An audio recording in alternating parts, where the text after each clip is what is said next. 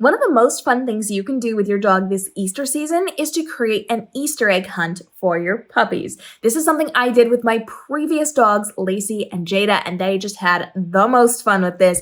And it's something I'm teaching to Gemma and to Lucy this year as well. And all you need are some plastic Easter eggs.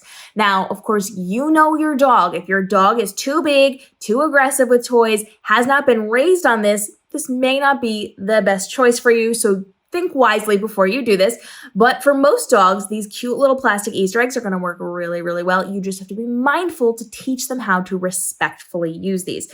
So what you do is you grab a handful of these Easter eggs, however many you feel comfortable with, and then you open them up and you put something inside. Instead of candy, instead of treats for kids, this is treats for dogs. Now you could put a biscuit or a training treat in here, but what I like to do is put 1 or 2 or 3 pieces of dog food in here. So I'll just not feed them quite as much at breakfast, and then I'll put a couple pieces in each of these, which allows you to shake it really well. It's very good for them to learn that there's something inside, and it also allows them to smell it. There are little holes in the bottom of most of these Easter eggs, or the top of most of these Easter eggs, so they'll be able to smell through those.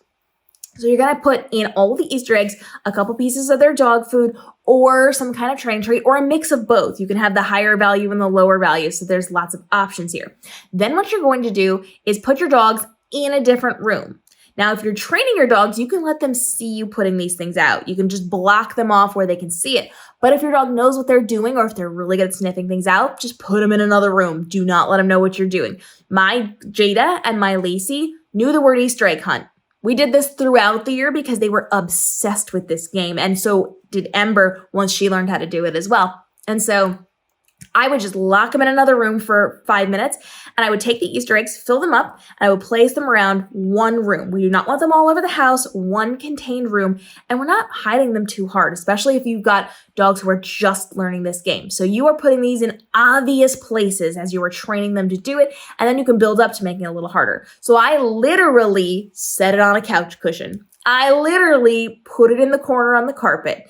I am putting it in obvious places where they can clearly see it. I am not making this a hard game because I'm spacing them out throughout the room. So they're by a chair leg, on the carpet, on the heater. They're going to be on the couch cushion. They're going to be on the table or under the table leg or whatever it happens to be. And sometimes they're close to each other and sometimes they're far apart. We want to make it easy. And the game here is for them to then sniff it out. So as you're training your dog to do this, if this is brand new to them, you're going to have to hold one up and shake it and then open it up to see that there's stuff inside. Dump it out in your hand and let them eat it.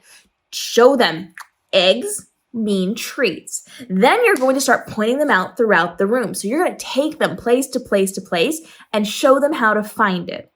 Once they get better at that, they're going to be able to start sniffing it out on their own. They're going to be able to start visually noticing it and finding them on their own. And because they're in obvious placements, you're probably not going to lose these like you do for little kids when you forget where you put them and they just can't find them. So this is going to be a really good opportunity for you to teach them some sniff work. They can kind of do a sniffari around your house to try to find these different things, and then you can level up as you go. Now, when they find them, you need to be right there. You need to be right next to them so that you can open it for them, because some of them will get frustrated and try to get into the egg. So that means they might jump on the egg. They might pick it up and try to chomp on it. You got to be a little bit careful with this, again, especially if you have a dog who's aggressive on the toy side of things. So you want to make sure you're there to help and to open. So as soon as they find it, you praise, you open, you give them the treat. Then as they grow with this, if you want, you can teach them how to open the eggs. My Lacey and my Jada learned how to open the eggs themselves. I did not have to help them. They could come over and they could very easily just kind of pick it up in their little mouths, and they would just kind of put a little pressure on it to pop it open, and then they would flip it over and get the food out of it. Jada was significantly good at that, significantly better than her sister. Sometimes I would have to help the other dogs to open it up, but Jada could always get it on her own. And so she was just very gentle. She never broke anything. She just put a little pressure on it and popped it and got her snack out herself.